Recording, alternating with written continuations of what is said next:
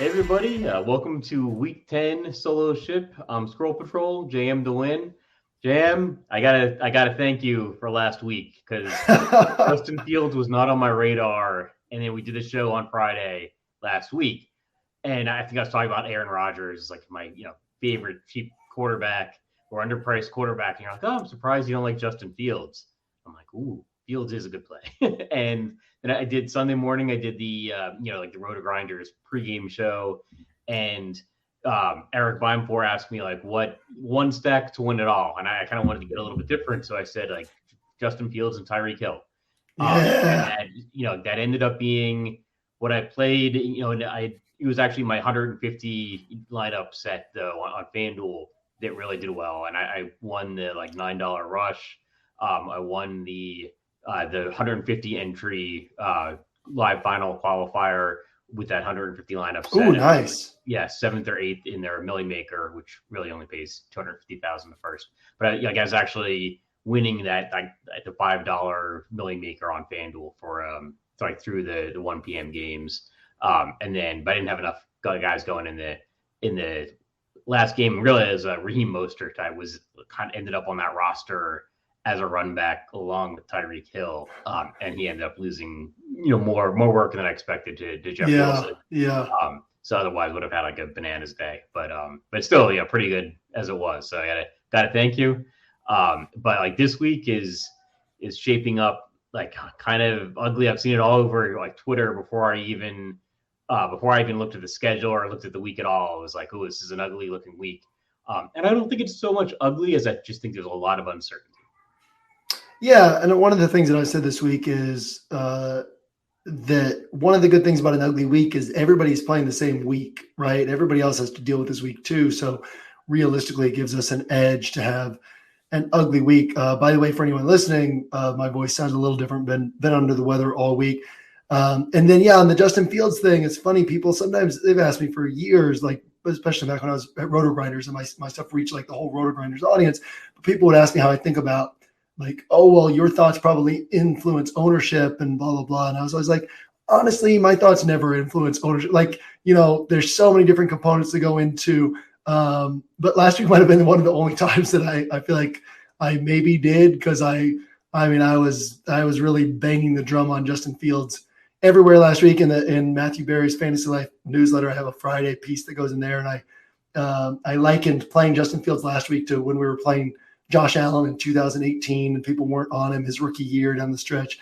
It was fun to obviously we saw ownership from RotoGrinders had Fields at like 3% when we did our show last week. Well, we had him at like 5.8%.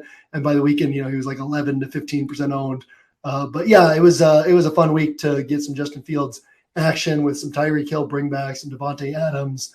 Now let's see if we can recreate the magic this week when things are really ugly. And I think one of the things, we talk a lot about chalk usually being sharp. And one of the things I always talk about is that chalk forms no matter what. And that there's some weeks, like on weeks where there's a lot of good plays and we're finding like the best plays of those good plays, it makes sense that those plays are hitting most often. But I'm always looking for the weeks where chalk is chalk just because that's all that's available. And I think we have some spots like that this week, like Damon Pierce. If you mess around with an optimizer this week, you literally can't get the optimizer to not put Damon Pierce in your roster.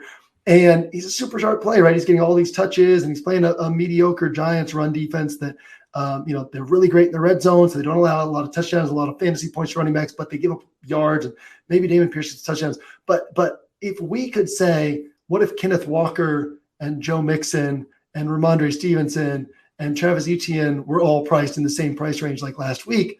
Would Damon Pierce be the guy that everyone's playing? Probably not. He's going to be on like 40% of rosters. He's topped 20.3 DraftKings points once this year. Again, he's the sharpest running back play this week, but on a different week, he might be going like super overlooked. And so I'm always looking for spots like that where we can kind of outmaneuver the field.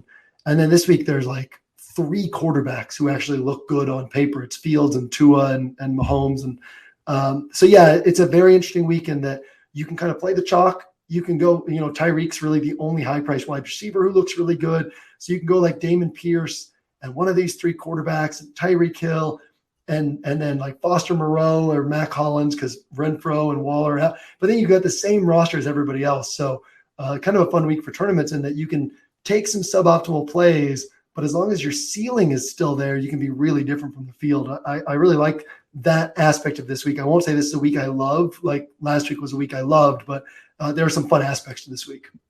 Yeah, I think you just nailed it. Like it's true. There's a lot of uncertainty this week. We're all playing the same week. My wife makes fun of me when I play NBA, right? Because like NBA is very much like down to the minute of like rosters coming out, and like I'll come down after I lock at 7:00 and I'll be like, oh, it was a terrible lock. We had all these like injury news like coming out the last like 5 minutes, all these rosters we didn't expect, like starting lineups we didn't expect. It was going to be a terrible night. And those are usually the nights I do the best. So my wife's like, now like, great, but it's true. Like if there's so much stuff going on, like, it's going on for everyone, right? Like we are all playing the same exact slate. So I think it's a great week to get different. I think it's like optimizers and projections love like certainty. They love like median projections, right? That's what you're getting. Like Dameon Pierce, like there's so much uncertainty that like Dameon Pierce, we know his role. We know he's going to get a bunch of carries, but there's nothing changed about him this week that's like different than any other. Right. Just everyone else are like, I don't know. Like we don't know who's going to play. So I play Dameon Pierce, like that's what your projections and your optimizer are going to tell you to do right now. But it's going to be a week that we're going to wake up on Sunday morning and we're going to suddenly know, like, is Josh Allen playing? And, and like, maybe we'll get some tidbits about different guys' roles. It's a week that I think more than any other week, I'm going to really try to swing for the fences with some guys that might put up complete duds, but like they could break out and they could, and I'm going to try to swing and miss cheap. Like if I swing, it's going to be on guys that I think are a little bit cheaper and are going to be really underpriced. They kind of like Chase Claypool, somebody you compare with Justin Fields. Like his role might be much different than we're expecting from the projections, right? Like the projections might be projecting him based off of like data from last week or from in Pittsburgh earlier this season. And he might, like, he's a guy that the Bears went out and specifically tried to get to pair with Justin Fields. Like Jeff Wilson, guy that cost me a lot of money last week, like, because he took all of Raheem Mostert's carries. Like, well, maybe, like, it's actually not that common that you see a guy get that big of a role in his first week with the team. Like, we kind of expected, like, Nyheim Hines to maybe get a lot more work in Buffalo. And I don't think he saw the field at all. Statistically, may as well not have been on the field. And a guy like Jaylen Warren, like we've been hearing all season that maybe like he's going to see more of a role with Pittsburgh. Well, they're coming out of their bye week. So if they're going to make that kind of change, they might make it, on the bye week. Kind of like the Pittsburgh offense as a whole this week, maybe trying to be overweight that just because, rookie quarterback, now, like, especially a rookie quarterback that didn't start the season as the starter with the bye week, 2 weeks to prepare. Like maybe that offense comes out a little bit sharper than it would have before the bye. I like that a lot of the guys you mentioned are running backs too, because like this week it's like Dameon Pierce at 6,300 and he's chalk because he's the only guy under 7K with a real role. And then you get to like ETN at 7,100, Jonathan Taylor, who I really like this week. Maybe we'll get to him a little bit in a bit, but 7,500 and Alvin Kamara's in that range and Derrick Henry's like 8,300. It's like, you're kind of forced up to these high price running backs. And one of the first things I was doing this week was looking below 6K, being like, what do we have? Right. Well, we've got a bunch of split backfields with a lot of question marks. And so I think that one of the things that'll be interesting is in tournaments is finding a way to play. Like if Kareem Hunt scored 23 points week 1, he had scored 25.9 or more in 3 of his previous 12 games coming into this season, right? So he's capable of putting up a 25-plus point score at 5,300. Nobody's going to be on him. Jeff Wilson or Raheem Mostert, right? Like one of the things I think it's interesting there is Mike McDaniel had both of these guys with the San Francisco offense. So the terminology is the same. So it's easy for these guys to it's easy for Jeff Wilson to step in. So that could actually be the maximum role he has. And maybe Mostert gets the hot hand this week and nobody's going to be on him. I think that we could see a lot of sharp people moving over to Jaylen Warren because they're like, oh, I've been paying attention to the news. But then Jaylen Warren said this week that his practice snaps haven't increased at all. And Matt Canada said this week that he thinks Najee Harris is going to turn a corner, right? So like Najee Harris He got 6 catches his last game, and everybody's going to be like, well, nobody's playing Najee Harris. It's going to be like 2% owned at 5,500. We're probably going to see like a few people chasing Jaylen Warren. Maybe Najee Harris hits. And so, or I think another really interesting one here is Khalil Herbert, David Montgomery. What if they both get 15 plus carries? And what if Justin Fields rushes for 60 yards, throws for 175, accounts for 1 or 2 touchdowns? That's like 17 to 23 fantasy points for Justin Fields. And what if Herbert or Montgomery end up putting up 25 plus points? So I think that there's a lot of interesting ways to save salary at running back and what that'll do, because it's so clear this week. Like, okay, you play Dameon Pierce because he's the only guy who's like affordable at running back, and you get one of these high priced guys. And then Tyreek Hill's the most attractive high priced wide receiver. So you either go up to him or you sacrifice there, go to like Waddle or Amon-Ra St. Brown, and, you know, mix and match from there. Like, everybody's going to be doing the same thing. So if you go 1 or 2 of these cheaper running backs, or even just Dameon Pierce plus another cheap running back, or even Tony Pollard, who I think is really interesting this week because Zeke's back. But 2 weeks ago when we all played Pollard, he only played 30 out of 57 snaps, right? And Malik Davis got those other touches or those other snaps. Well, what if Zeke's not really back, which it sounds like he's not, right? It sounds like he's still kind of iffy. He's talked about taking the long view. And now Zeke and Pollard are the 2 running backs, but maybe they only want to give Zeke 40% of the snaps, and now Pollard gets 60%. He actually gets more snaps than he did 2 weeks ago. And you can play Pollard and one of these cheap running backs. There's just a lot of ways to approach roster construction really differently than the field, because the slate just forces you on to a very specific roster construction approach. I think that's going to be one of the big ways to do something different this week. And like you said, swing for the fences, right? Like, it's a week to take some suboptimal plays that have ceiling in order to really like have a shot at first place, because otherwise you're just doing the same thing as everyone else. Yeah, it's actually interesting. Each of the guys that I mentioned kind of has a mirror image that might be even lower owned. Yeah. And they're all not great plays on paper, but like any of them could hit. Yeah, and it's like people don't want to play split backfields, right? Because there's no certainty. Like, I don't know, but like if you've got a week where there is no certainty anywhere, like, you might as well swing and hope that you get the guy that gets the touchdown, or ends up just getting more of the passing down work, on DraftKings, point per reception. Actually, a guy just going along with the cheap running backs like Devin Singletary is a little bit interesting to me. They got Nyheim Hines, and like Singletary is like particularly cheap on FanDuel. So it's a more interesting play there. And the Buffalo offense as a whole, I think, is going to be an offense I end up being overweight on, because it is the prime like uncertain spot. We don't know, is Josh Allen playing or not.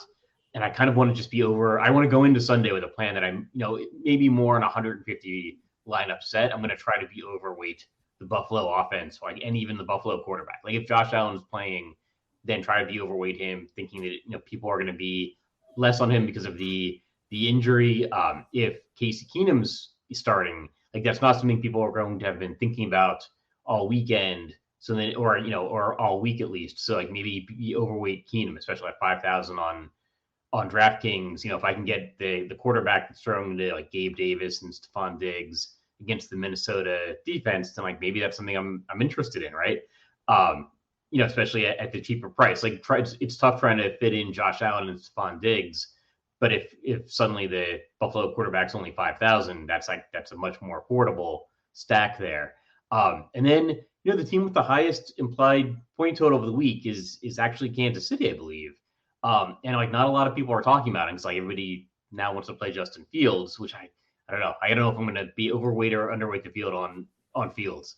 Well, if you try to build like a Mahomes and Kelsey roster, given how weird running back is, it's so difficult. If you try to build like a Tua double stack this week, given how weird running back is, it's so difficult. So I love it because Tua is going to be popular, but Tua double stacks will be less popular than they should be. Mahomes to Kelsey is so difficult to build around that it'll be less popular than it should be. And so I think that there's a lot of edge this week in kind of moving in different directions, right? To where, to me, I mean, Justin Fields is like a feather in my cap type guy now, right? That I said, play him against Dallas. I said, play him last week, play him everywhere. But it's like, now I also have to recognize that he can put up 17 to 23 points at high ownership.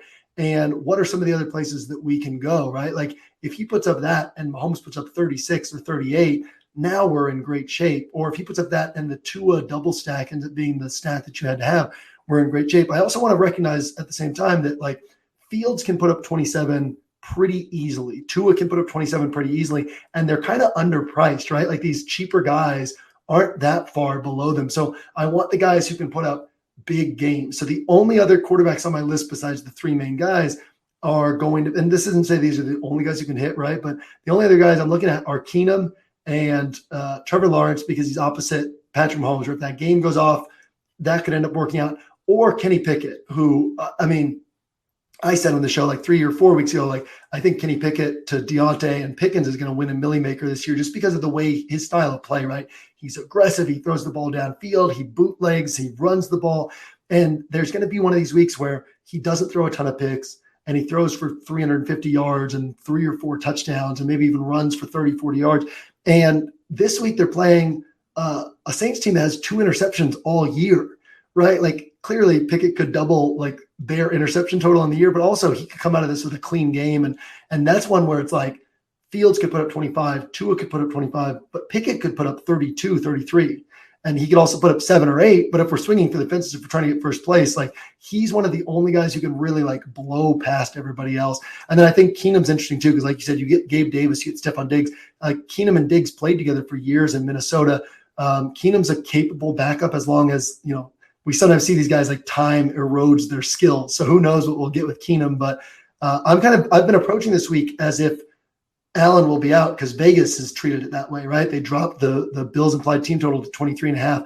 But I'm ready. Like I'm already ready that if Josh Allen's in there, like I'm going to get some Josh Allen in and use an opto and just get like a bunch of Josh Allen, because most people, hand builders, it's going to be like, well, what, I'm already set for the week. Let's just leave Josh Allen alone. And then I'm going to have some Keenum mixed in on the flip side of that. And then even for single entry, which this show is technically focused on, there's the 3 quarterbacks, right? But among those 3, Fields is the sharpest play, but not to the extent that ownership is going to say, right? So I'm way likelier to have Tua or Mahomes or even Pickett on single entry than I am to have Justin Fields. I love that Fields play this week, but there's just other ways. Like my main build probably won't have Fields and Damon Pierce, and then it's like, hey, I now need just 2 things to disappoint. Definitely probably won't have Damon Pierce just because, like we said, he's chalk because of what the week gives us. And I think he's a super sharp play. I think he's the best running back play on this slate, but on another slate, he'd be completely overlooked. And so he's more fragile than the typical chalk running back. And I just need that one thing to fail. And now I can outmaneuver everybody. And Fields is less fragile than Damon Pierce, but like, I think his ownership could get really out of control this week. I agree. I think he had much higher ownership. Like you referenced, like he had much higher ownership than projected last week. So I think he's going to be a popular play. He's a guy that kind of has like a history. Like he was a highly regarded, first round quarterback, and people thought like he's going to be the next star. And it seems like it happens so often. Like you said, it might be very similar to like a Josh Allen career path where, guys get drafted highly and then it's tough to play quarterback in the NFL. They kind of flounder for a little while and then they're like, oh, this guy's a dud. And sometimes the guys are duds, but sometimes it's just taking them a little bit of time to pick up on the NFL.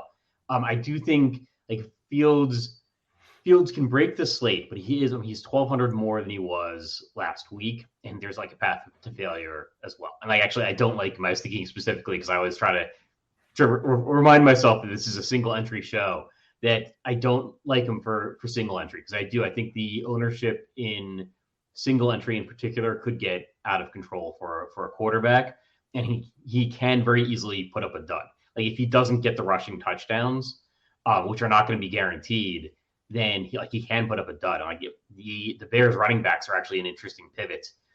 Like pick another quarterback and play the Bears running backs, and just say that maybe they get there. Actually, a quarterback that it hadn't really occurred to me until just now, but that you didn't mention is Goff. Like what if you played paired Jared Goff with like the Bears running backs, or just played Goff, with Amon-Ra, St. Brown.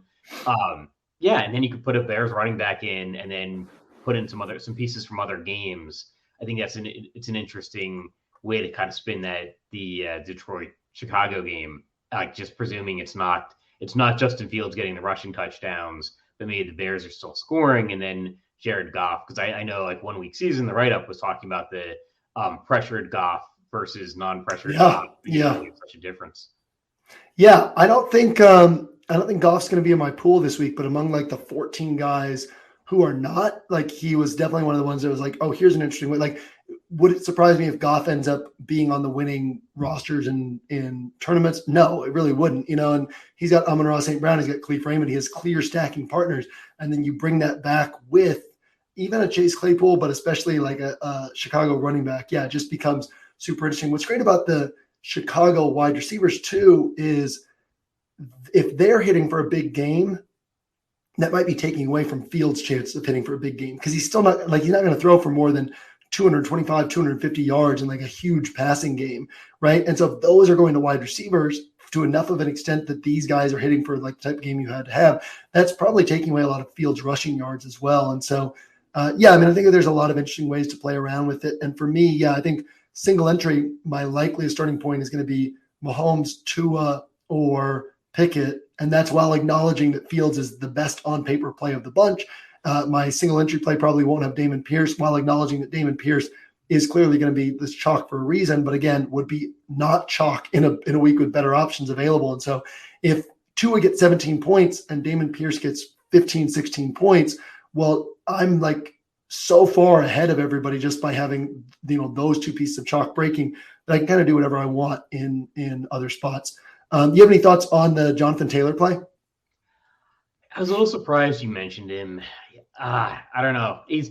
I don't like the injury history, right? Where within a season he gets hurt and it's like, okay, he's back now. And it seemed like the injury lingered a little bit too. Like they were said, like he was like practicing and then just didn't make it into the games. And I think the first week was like a Thursday night, and it's like, well, maybe they want to give him the extended rest till the next Sunday. But I think he missed the next Sunday too.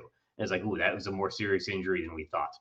And then he came back, like didn't do particularly well, and then I think missed another game. And it just seems like it's this lingering thing. And now he's back, but now it's really hard to know: is he back, or are they just throwing him in there? It's tough. I'm more down on him, I think, in season long than than maybe this week, just because I think they've got a late bye week, and I don't know, he's kind of their star, and if he's really hurt and they keep him out, like it might make sense to shut him down for the season with the late bye week, right? Like it looks like it might be a lost season for the Colts, and I think they're in some disarray too. Like I don't like the coaching change.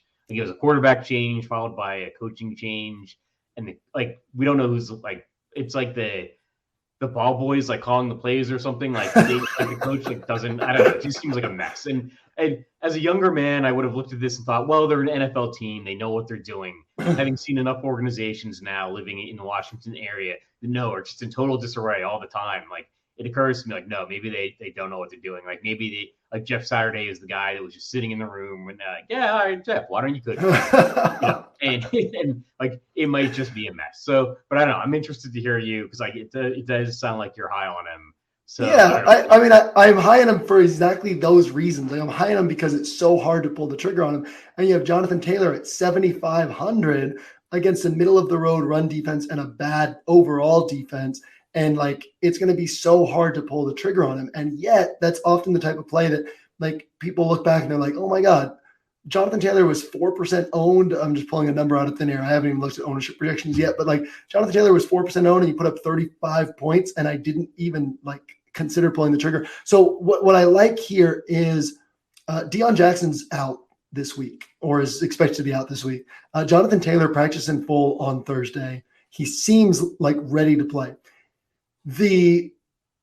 Everything in the Colts press conference where they like announced Jeff Saturday, there's two things. One was it was funny to me that Jim Irsay mentioned like over and over again, including when he wasn't even asked about this, he kept mentioning that he's never hired a coach who had a losing record with the Colts. And I was like, well, yeah, you lost a bunch of games before Peyton Manning was in the draft. And then you started Curtis Painter all year before, like intentionally started Curtis Painter, who was like miles by far the worst backup in football, let alone the worst starter, in order to get Andrew Luck the next year. That helps a lot with never hiring a losing head coach. But what he kept saying was, like culture and leadership. And those are like the two main things that he kept saying. And I think about like, a lot of times when these coaches get fired, players hate that coach, like the Doug Marones, the Greg Schianos, the John Grudens, and they rally around the new guy. Well, players loved Frank Reich. Colts players love Frank Reich. So I'm sure they're frustrated by this firing. But like Jeff Saturday's not being brought in to be a tactician. He's being brought in because they felt like the effort's not there. And so it's like they're bringing him in to be like a Dan Campbell, like rah, rally the troops guys, which might not last all season. But for one game, he can get these guys fired up to play. And like, how is Jeff Saturday going to think the best way to win is? He's going to be like, let's pound Jonathan Taylor. Like, it's going to be a shock to me if Jonathan Taylor sees fewer than 24 touches. And I honestly think like 24 to 30 is the range he ends up in. And so this is a spot where like, I'm not going all in on him, but I'm totally willing to play him on my single entry rosters this week. I'm going to be like massively overweight the field, because if the field has him at like 5%, I'll have him at 20 or 25, something like that. So I just think it's a really sharp way to get some upside on a week that's kind of ugly, right? Where Derrick Henry projects the best out of the highest priced running backs. But Derrick Henry never hits for monster games unless it's against like the Texans or Jags, right? So we're saying, hey, maybe Derrick Henry gets 23 to 28 points, and that'd be great at 8.3K. It's like, dude, like Dameon Pierce could get 16, Derrick Henry could get 24, and everybody's kind of happy with those scores. And Jonathan Taylor could come over here, and that's 40 points. He could almost hit 40 points on his own, So, yeah, I just think it's an interesting week to, like you said, swing for the fences, right? And he's a guy who, could he come out and disappoint? Yeah, but could he come out and get 30 to 35 points with nobody on him? I think so. And so, yeah, there's just a lot that lines up there where it's like for 1 week, I think that this team will play hard. I think that Jonathan Taylor will get the rock a lot. I really like to play this week. It's interesting. I like Jonathan Taylor at 8,100 or whatever, or 8,000, and because the thought process is nobody's going to play him, and then now even less people are going to play him. He's even cheaper, and I'm like, I just can't go there. But maybe I'll probably go there. I might not go there in single entry. He actually is a guy where like the projections are saying that he's a good play. It's just I'm worried that those projections are based off of a fully healthy Jonathan Taylor, and maybe he's not fully healthy. But then again, I will say the last time I said an organization's in total disarray, and I didn't want to like touch them. And Carolina, and made a coaching change, and it was like, wow, I got to load up on Tampa Bay this week, right? And they ended up, pulling out the biggest upset of the NFL season. So yeah, it is true. Like it's we are playing in a 1 week season, and that coaching change, like maybe it does shake things up for this week. And Jonathan Taylor, and the coach is like, yeah, I'm going to run the ball. I'm going to run Jonathan Taylor. And maybe he is healthy. And maybe it's just taking this long for him to get fully healthy. And now it's going to be his week. So, he's a play that I'll probably be on a little bit more than I would have before we did this show. Yeah, but not to like a Justin Fields level. yeah, probably not to a Justin Fields level. It would be tough for me to say, like, that's the one guy this week that's going to break this slate. But it's true. Like, the Raiders are not a team, like I talk about organizations disarray. It's not like the Raiders have been world beaters this year. So that's a strong argument. But that's what I like about this week. Like, obviously, like the guys who project best are Fields and Dameon Pierce, but like they're so, and I will be 0% disappointed if Sunday ends and I lost, and I'll have some Fields, I'll have some Pierce, but I'll be way underweight the field on Pierce. And I'll be probably a little bit underweight the field on Justin Fields. But if I lose because like those are the two guys you had to have, I'll be like, well, that's totally fine, right? But I think if there's a clear opportunity to win because those guys weren't the guys you had to have, and then it's like the reason those guys are the guys people think you had to have is because there's just not a lot else to choose from. And so if we're like, but what if we choose from those pools that other people don't want to choose from? It's a really interesting week to where these kind of fragile chalk pieces could break, and then these kind of like non-attractive secondary options could hit, and then we're in great shape. So like we're sitting here talking about all the cheap split backfield running backs and Kenny Pickett and Case Keenum and Jonathan Taylor, but I kind of think that's the way to play this week in tournaments. Yeah, absolutely. I think you have to embrace the uncertainty, because if people end up on the really highly owned plays just because they're kind of afraid to pick these guys that might not hit. Well, anybody might not hit, right? I've lost money all the time, with guys that are kind of supposed to be sure things, because there's just no player's chances of hitting are 100%. And we tend to underestimate the chance of an injury, the chance of a total, a role change during the game. Like, oh, this guy just, doesn't have it. We're gonna put in somebody else. Like the Pittsburgh running back situation. Like, we have no idea. Like, it could be a split backfield. It actually historically has not been a split backfield in Pittsburgh.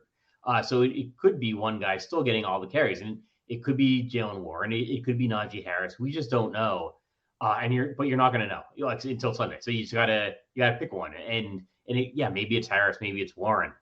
I guess one position I don't think we've really talked about that much at all is tight end. And it's shaping up as like a little bit of a binary situation because Travis Kelce, I think, is priced way ahead of everybody else, but he's also projecting way ahead of everybody else. And it's one of those things that I'm always torn on, and might not make a decision until like noon on Sunday. Do I want to be overweight the field on Travis Kelce or underweight? Underweight based off of the price, or just like, if Travis Kelce goes out and gets 3 touchdowns, you're going to be like, of course, why was I playing any other tight end? Then look at all these other guys. And I could have been playing Travis Kelce at 50% ownership. I could have had 50% Travis Kelce or something when the rest of the field might be at 15%. Yeah. I mean, I think it'll be lower than that. I guess the hard thing for me is I always want to play Mahomes if I play Kelce, because if Kelce hits, Mahomes almost always goes for 30 plus. So then it's like you get this free square, and then to not take advantage of it is suboptimal. But on a week like this, I could play Kelce with like a Kenny Pickett or something like that. Like, hopefully Pickett also, like, you give yourself another thing you have to get right, but you save a lot of salary and create some flexibility there. But yeah, I mean, it's so hard to build Kelce and Mahomes rosters. And even like a Kelce plus Tua or Kelce plus Fields would be really difficult to build. So I just think we'll see relatively low ownership on him just by virtue of the way that the pricing shapes up. So which means I'll definitely be overweight the field on Kelce if that ends up being the case. If he's like coming in high owned, then I'll probably be even the field. And then there's just like a whole slew of guys I like Harrison Bryant at 2,700. Most people won't be on him, but everybody else is like 3,200 to 3,800. And like all of them are viable, right? Foster Moreau and Evan Ingram and Dalton Schultz. I really like Dalton Schultz. He should be higher priced than he is. There's like 6 or 7 guys in this range. It's like, yeah, I'm fine with any of them. None of them stand out to me. Probably take the lower owned guys or the guys who correlate best with what I'm doing elsewhere and leave the other guys alone. But yeah, that's kind of how I see tight end this week, is nothing stands out on the lower ends. Kelsey's clearly the best play. He's just really hard to play this week. Yeah, we might actually see a lot of ownership, I think, on Dolchik and Foster Moreau. Yeah. It's interesting. There's very little separation between them and the rest of the guys that are all like 3,200. Like you mentioned, Harrison Bryant. Yeah, I mean, a lot of these guys are going to be guys that if they get a touchdown, that's good enough for you. Yep. And if but there's nobody that's going to necessarily break out. I mean, we saw Cole Kmet did really well last week, but that's probably not going to happen every week. And yeah, there's just a pile of guys like Evan Ingram, that are just between that 3,200, 2,800, and there's probably not much differentiation. So if the field kind of condenses around Dolchik and Foster Moreau, then maybe that's a good place to get different. And actually, I'm kind of talking myself into some Travis Kelce, because he is that guy that has more of that guaranteed role. And then if you put Kelce in, that kind of forces you into those cheaper, uncertain running backs, and where you just got to pick one. So probably an argument for being over the field on Travis Kelce. But all right, any final thoughts on the week? No, I mean, I guess I'll say this: if you're going to play this week, you might as well play for first place, right? There's no reason to just play the exact, and it doesn't mean you have to be off Fields and Pierce, and like you could be off one guy, right? But the way to build this week is so like straightforward for everybody that you got to do something a little bit different. So if you guys are watching this, listen to this, keep that in mind. If you're playing this week, target first place, be willing to lose, because this is a week to swing for the fences for sure.